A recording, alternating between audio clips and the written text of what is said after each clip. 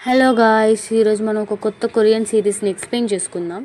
Teach you A lesson. అసలు ఈ సిరీస్లో స్టూడెంట్స్ చేస్తున్న రచ్చ ఉంది. అమ్మ బాబాయ్, ఒక టీచర్ని బెదిరించడం, ఇంకో టీచర్పై తప్పుడు ఆరోపణలు చేయడం మామూలుగా లేదు కదా. మరి ఇలాంటి రౌడీ పిల్లలకు బుద్ధి చెప్పడానికి మన గవర్నమెంట్ ఏం చేసిందంటే ఒక స్పెషల్ డిపార్ట్మెంట్ని స్కూల్ మీదకి వెళ్ళింది. వాళ్ళే ఎడ్యుకేషనల్ రైట్స్ ప్రొటెక్షన్ బ్యూరో. మరి వాళ్ళ ఈ రౌడీ స్టూడెంట్స్కి ఎలాంటి చుక్కలు చూపించారో, సిస్టమ్ని ఎలా రిఫార్మ్ చేశారు అనేది ఈ వీడియోలో ఫస్ట్ ఎపిసోడ్ మనం ఎక్స్ప్లెయిన్ చేసుకుందాం. డ్రామా స్టార్టింగ్లోనే ఒకటి నిద్రలేస్తూ ఇలా అనుకుంటాడు: ప్రతి రాత్రి నిద్రపోయే ముందు దేవుణ్ణి కోరుకుంటాను, నైట్కి నైటే ఏదైనా రోగం వస్తే బాగుండు, తెల్లారి లేసే పని ఉండదు, స్కూల్కి వెళ్ళే పని కూడా ఉండదు అని. నాకు ఎగ్జామ్స్ అంటే భయం లేదు, ఎందుకంటే అంతకంటే ఎక్కువ భయం నా స్కూలే. ఇలా అనుకుంటూ స్కూల్కి వెళ్తుంటే గప్పుడే ఓ పోరడు స్కూల్ బిల్డింగ్ పైన నుండి దొనకనీకి రెడీగా ఉంటాడు. ఒక చిన్న ఫ్లాష్ బ్యాక్ చూపిస్తారు ఇక్కడ. టీచర్ క్లాస్ చెప్తుంటే ఈడు మాత్రం ఆన్లైన్ క్లాస్ చూస్తూ ఉంటాడు. టీచర్ ఏమో ఫోన్ పక్కన పెట్టమంటే, నీకు సరిగ్గా చెప్పడం రావట్లేదు కానీ నువ్వు కూడా చూసి నేర్చుకో అని ఎదురు సమాధానం చెప్తాడు.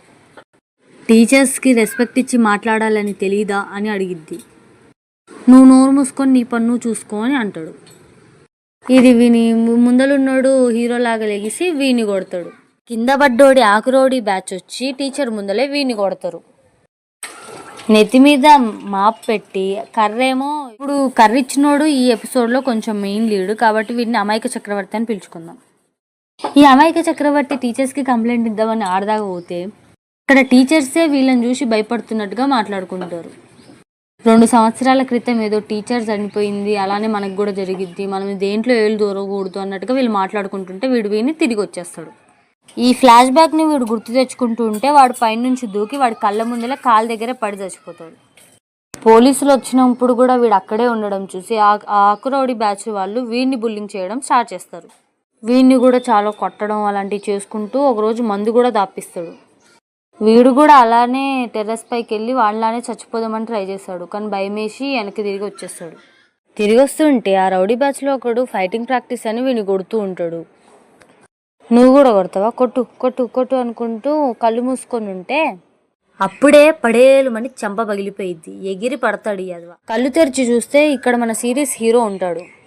ఈ ఆకుగాడేమో నన్ను కొట్టింది నువ్వేనా, ఎవడరా నువ్వు, టీచర్వా అని అనుకుంటూ ముందుకు పోతాడు. ఎదుటి వ్యక్తులతో మాట్లాడేటప్పుడు గౌరవం ఇచ్చి మాట్లాడడం తెలీదా అని ఇంకో బైరి ఇస్తాడు చూడు. ఆడికి దిమ్మ తిరిగి బొమ్మ కనబడిద్ది. అయినా వాడు మళ్ళీ వస్తాడు, మళ్ళీ ఇంకోటి ఇస్తాడు, దెబ్బ కింద పడిపోతాడు. ఇక్కడ డైలాగ్ ఉంటుంది: స్కూల్కి వచ్చేది చదువుకోవడానికి, గుండాగిరి చేయడానికి కాదు అని మన హీరో అంటాడు. అప్పుడే ఈ స్టూడెంట్ రౌడీ లీడర్ వచ్చి, ఎవరు నువ్వు అని అడిగితే నేనైతే టీచర్ని, కనబడట్లేదా అని హీరో అంటాడు. ఒక టీచర్ పిల్లల మీద చేయి వేయకూడదని తెలీదా, అందరూ వీడియోలు తీయండి అని వీడు అందరితో వీడియోలు తీపిస్తూ ఉంటాడు. ఇది చూసిన హీరో సరేరా లెగు అనేసి కింద పడినోడిని పైకి లేపుతుంటే వాడేమో దెబ్బలు తిన్నాక కూడా భయపడుతున్నావా అంటాడు. ఆడేమో మెల్లగా అన్ని లేపి చెయ్యి చాచుతాడు చూడు, కొట్టుకుంటూ తీసుకోబోతూ వీడియోలు తీసుకోండి, ఫోటోలు తీసుకోండి అని హాయ్ ఫ్రెండ్స్ అది ఇదని పోజులు ఇచ్చుకుంటూ వెళ్తూ ఉంటాడు. ప్రిన్సిపల్ వాళ్ళు గట్లా వచ్చి ఎవరు నువ్వు అని అడగానే టీచర్ అని చెప్పాడు సార్ అనేసి మిగతా వాళ్ళంతా చెప్తారు.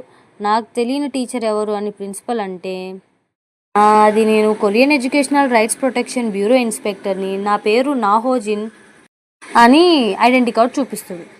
ప్రిన్సిపల్ గాడేమో ఇది ఎప్పుడు పెట్టారులేండి సార్, తర్వాత చెప్తాను కానీ ఇక్కడ ఒక పిల్లోడు ఆత్మహత్య చేసుకున్నాడు, అది పోలీసులు కూడా ఇంకేం చేయలేకపోయారు, దాని గురించి ఏం చెప్తారు అని హీరో అంటుంటే, అది తర్వాత ముందలి ఇది చెప్పు, ఒక టీచర్ స్టూడెంట్ మీద చేయి చేసుకుంటాడా, అదేమో తెలియదు సార్, నేనైతే చేసుకుంటా, మా వాళ్ళు నాకు మొత్తం అధికారం ఇచ్చారు, మ్యాటర్ సింపుల్ సార్, మాటలతో వినేవాడికి మాటలతోనే చెప్తాను, చేతలతో చెప్పాల్సిన వాడికి చేతలతోనే చెబుతాను, గుర్తుంచుకోండి, Korean educational rights bureau students ఎలా ఉండాలో నేర్పిస్తుంది అని మాస్ డైలాగ్ వేస్తాడు.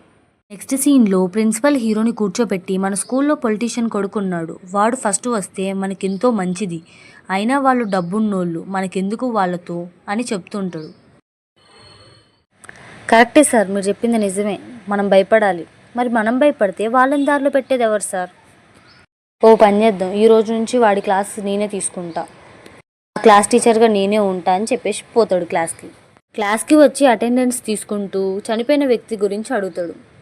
ఈ బుల్లింగ్ బ్యాచ్ వాళ్ళంతా ఎగ్జామ్లో ఫెయిల్ అయినందుకు పోయిండు అని బాగా ఎగతాళి చేసుకుంటూ మాట్లాడుతూ ఉంటారు.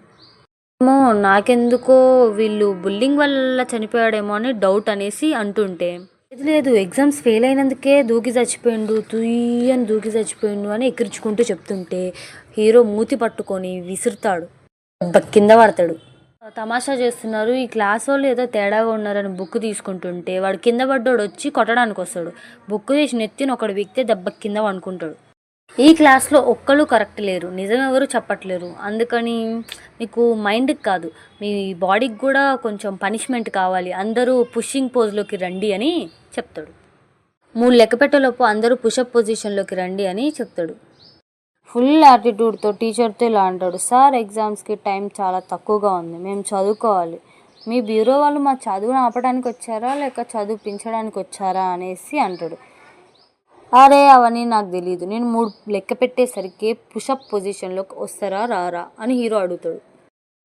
సార్ వీళ్ళు మిమ్మల్ని చూసి భయపడారు సార్, ఎందుకంటే మీకంటే ఎక్కువ భయం వాళ్ళకి నా మీద ఉంది సార్ అని చెప్తాడు. అచ్చా అయితే నిన్నొక్కడిని భయపెట్టిస్తే సరిపోతుందన్నమాట, వీళ్ళందరూ దారికి వచ్చేస్తారు కదా అని హీరో అంటే, అది జరగదు సార్, ఎందుకంటే నేను భయపడను ఎవరికి అని విలన్ గాడు అలా చెప్తాడు. మన టీచర్ ఆడి నెత్తిని తీసుకుపోయి డెస్క్కి అనగబెట్టి వచ్చి దాని మీద టబేల్ మన కొడితే దెబ్బకి దిమ్మ తిరిగిద్ది అదకి, ఇప్పుడు పెడతావా లేకపోతే అనేసి బెదిరిస్తుంటే ఇంక అప్పుడు వాడు పుషప్ పొజిషన్లోకి వస్తారు, మిగతా వాళ్ళు కూడా భయపడి సేమ్ పొజిషన్కి వస్తారు. నెక్స్ట్ సీన్లో ఫుడ్ పెట్టే లైన్లో ముందుకు పోతాడు, అక్కడ చూస్తే టీచరే ఫుడ్ పెడుతూ ఉంటాడు. అరే మళ్ళీ నువ్వేనా, ఎందుకురా నువ్వే వస్తున్నావు అనేసి చుప్చాప్ వెళ్ళి లైన్లో నుంచో అని చెప్తే ఆడికి కోపం వచ్చి ఫుడ్లో చెయ్యి పెట్టి ఆగం చేస్తాడు. టీచర్ ఒక్క తన్నుదంతే వెళ్ళి చెత్త బుట్టిలో పడతాడు. ఫస్ట్లో చనిపోయిన వ్యక్తికి ఎలా అయితే మాప్ నెత్తిన పెడతాడో వీడికి కూడా అలానే మాప్తో తూడ్చి మరీ నెత్తిన పెడతాడు. అలాగే అది మొత్తం క్లీన్ చేయమని చెప్పేసి వెళ్ళిపోతాడు. కానీ ఆడేమో ఏం చేయకుండా అమాయక చక్రవర్తి గారిని కొట్టి వెళ్ళిపోతాడు. టీచర్ వదులుతాడా, ఇంటికి వెళ్ళి వాళ్ళ నాన్నతోనే మీవాడు వాడి క్వార్టర్ క్లీనింగ్ చేయకుండానే వచ్చేసాడు సార్ అని చెప్పి చెవులు పిండి మరీ తీసుకొస్తాడు స్కూల్కి. వాళ్ళ నాన్న ఒక పొలిటీషియన్, అయినా హీరో పట్టించుకోకుండా వాడు వార్నింగ్ ఇచ్చినా దేకకుండా వాడిని తీసుకొని వచ్చి టాయిలెట్స్ కడిగిస్తాడు. వాడు కోపాన్ని తట్టుకోలేక టాయిలెట్కి నెత్తి పద్దలు కొట్టుకుంటాడు. ఈ వంకతో ఆడి ఫాదర్ హీరోకి అడిగిపోయి నా కొడుకు నెత్తికి దెబ్బ ఎలా తగిలింది అని అడిగితే హీరో ఏమో అది నాకు తెలియదు సార్, నేనైతే టాయిలెట్ క్లీన్ చేయమన్నాను, టాయిలెట్ కేసు కొట్టుకోమని చెప్పలేదు అని అంటే, నా కొడుకే నిన్ను ఇరికించడానికి ఇలా చేశాడంటావా, అయినా అంత చిన్న చిన్న దెబ్బలు నేను మాత్రం కొట్టను సార్, గట్లయితే నీకు భయం లేదంటావా అని పొలిటీషియన్ అంటే టీచర్ ఏమో ఒక డైలాగ్ వేస్తాడు, డాక్టర్కి పేషెంటు, లాయర్కి క్లయింటు, టీచర్కి స్టూడెంటు భయం అది ఇది అని ఏదో డైలాగ్ వేస్తాడు. వాడి నాన్న ఏమో చూసుకుందాం అనుకొని పోతాడు. ఈ డైలాగ్ విన్నప్పుడైతే తెలుగు సినిమా డైలాగ్లానే ఉంది. ఇక్కడ ఈడు కొడుకుని చూస్తే ఏమో ఆ అమాయక చక్రవర్తిని కొడుతూ ఉంటాడు, నీ వల్లే కదా, నిన్ను కొడుతున్నప్పుడే కదా వాడు వచ్చి హెల్ప్ చేసింది అది ఇది అనుకుంటూ వాడిని ఆడి గ్యాంగ్ అందరు కలిసి కొడుతూ ఉంటారు. ఆ అమాయక చక్రవర్తి గాడేమో వెళ్ళి బిల్డింగ్ పై నుంచి దూకనీకి ట్రై చేస్తుంటే హీరో తోసేసి పట్టుకుంటాడు. నన్ను కాపాడు అనేసి అరుస్తుంటే, రే నేను టీచర్ని రా, కనీసం రెస్పెక్ట్ ఇచ్చి మాట్లాడరా అంటే సార్ నన్ను కాపాడండి సార్ అని అరుస్తాడు. ఇంకా లాగి పక్కకు పడేస్తాడు.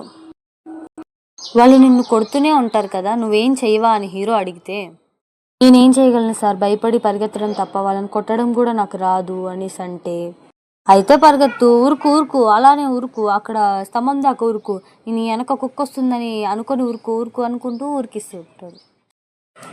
నెక్స్ట్ ఒక షాప్లో కూర్చొని నూడిల్స్ తినుకుంటూ వాడి బాధ భయం ఏంటో హీరోకి చెప్తాడు. ఈ ఆకురౌడి వాళ్ళ నాన్న వేరే పొలిటీషియన్ కాడికి పోతాడు. ఆయన ఈ డ్రామాలో ఒక మెయిన్ క్యారెక్టర్, గుర్తుపెట్టుకోండి.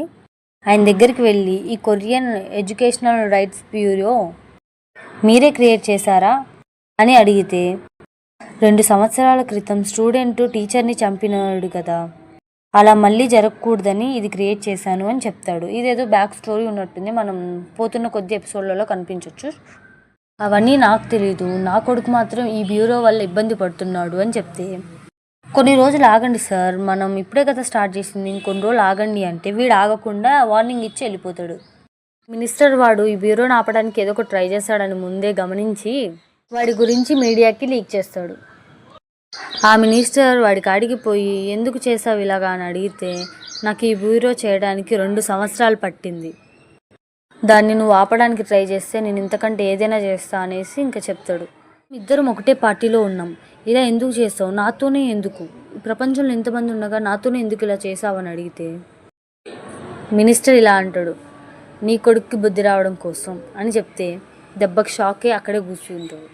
మంత్రి హీరోని కలిసి నువ్వు తొందరగా పని కానిచ్చి ఈ తూటాలు ఏవైనా సరే నేను తీసుకుని నేను చూసుకుంటా అంటే సరిగ్గా తగిలితే దెబ్బకి చేస్తా ఒక తూట అని నవ్వుకుంటూ వెళ్ళిపోతాడు హీరో.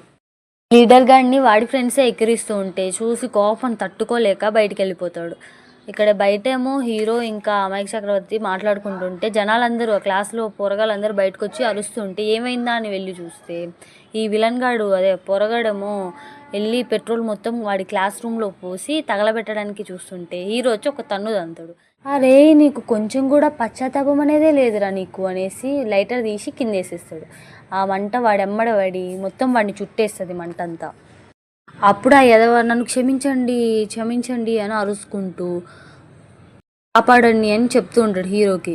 హీరోగాడేమో ఇంకా అప్పుడు ఫైర్ ఎగ్జిక్యూటర్ తీసుకొచ్చి అని కాపాడి ముందల నుంచొని ఉంటాడు. నన్ను ఎందుకు పెడుతున్నావు, నువ్వు నన్ను ఎందుకు ఇలా చేస్తున్నావు అని ఆ విలన్ గాడు హీరోని అడిగితే ముందు నువ్వు చెప్పు, ఎందుకు ఆ అబ్బాయిని చనిపోయేలా చేసావు. ఇక్కడ చిన్న ఫ్లాష్ బ్యాక్ వేసుకుంటే అక్కడ ఆ పిల్లోడిని భయంకరంగా బుల్లింగ్ చేసి విపరీతంగా కొట్టి వాళ్ళ ఫాదర్ని కూడా చాలా ఇబ్బంది పెట్టి వీడి నాన్న పొలిటీషియన్ అయినందువలన వాళ్ళ నాన్న ఇబ్బంది పెట్టడం ఇవన్నీ చూడలేక నన్ను క్షమించు, నేను ఇంకోసారి నీ జోలికి రాను, మా నాన్నను వదిలే అని ఎంత అడిగినా కూడా వినిపించుకోకుండా నన్ను ఏం చేయమంటావో చెప్పు అంటే పోయి చచ్చిపో అనేసి అంటాడు. అప్పుడు ఇక బాధ తట్టుకోలేక పిల్లోడు వెళ్ళి చచ్చిపోవడం మనకి చూపిస్తారు. చెప్పు, ఇప్పుడు నువ్వేం చేసినా ఆడిని తిరిగి తేయగలవా? ఇదంతా నువ్వు తయారు చేసిన నరకమే, నీకే ఇబ్బందిగా ఉంటే మిగతా వాళ్ళకి ఎలా ఉంటుంది?